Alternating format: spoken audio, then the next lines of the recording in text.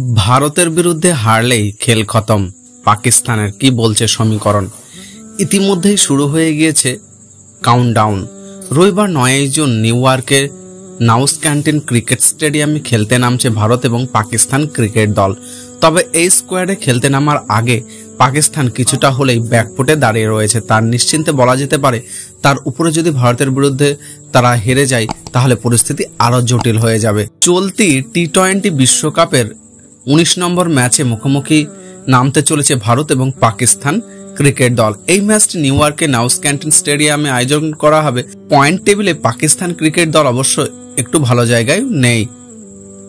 আমেরিকায় ইতিপূর্বেই ক্রিকেট বিশ্বকে কার্যত স্বস্তি করে পাকিস্তানকে হারিয়ে দিয়েছে। এই ম্যাচটা প্রথম টাই ছিল। এরপর সুপার ওভার লড়াইয়ে আমেরিকা 5 রানে জয়লাভ করেছে। সেই কারণে পাকিস্তান ক্রিকেট দল ইতিমধ্যেই অনেকটা ব্যাকফুটে চলে গিয়েছে। এই পরিস্থিতিতে প্রশ্ন উঠতে শুরু করেছে যে আগামী ম্যাচে যদি ভারতের বিরুদ্ধে পাকিস্তান হেরে যায় তাহলে কি বাবর আজমরা সুপার 8-এ লড়াইয়ে ছিটকে যাবে?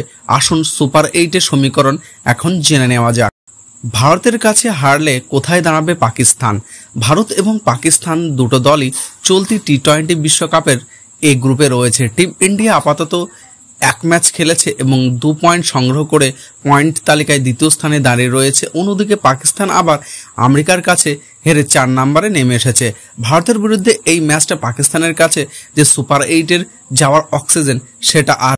এই ম্যাচে পাকিস্তান যদি হেরে যায় তাহলে বাবর আজমরা পর রাউন্ডে যেতে পারবে কিনা নেট রান রেটের উপর নির্ভর করবে। যদি পাকিস্তান একতরফা এই ম্যাচে পরাস্ত হয় তাহলে পয়েন্ট টেবিলে তারা একেবারে নিচে নেমে যাবে।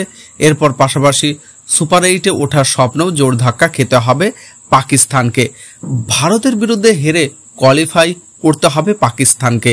এই প্রসঙ্গে আপনাদের জানিয়ে রাখি যে প্রত্যেক গ্রুপ থেকে 2টো করে দল সুপার 8-এর যোগ্যতা অর্জন করতে পারবে। যদি ভারত এই ম্যাচে পাকিস্তানকে হারিয়ে দিতে পারে তাহলে টিম ইন্ডিয়ার সুপার 8-এ ওঠার সম্ভাবনা কার্যত নিশ্চিত হয়ে যাবে, কারণ ভারতের নেট রান রেট অনেকটা ভালো জায়গায় দাঁড়িয়ে আছে। অন্যদিকে রবিবার ম্যাচে পাকিস্তান যদি ভারতের কাছে হেরে যায় তাহলে বাবরদের কাছে যোগ্যতা অর্জনের একটা সুযোগ থাকবে।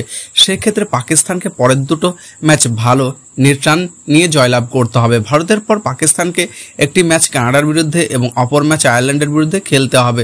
যদি পাকিস্তান এই দুটো ম্যাচই ভালো নেট রান নিয়ে জয়লাভ করতে পারে এবং আমেরিকা পরের দুটো ম্যাচ হেরে যায় তাহলে পাকিস্তান সুপার 8 রাউন্ডের কোয়ালিফাই করতে পারবে।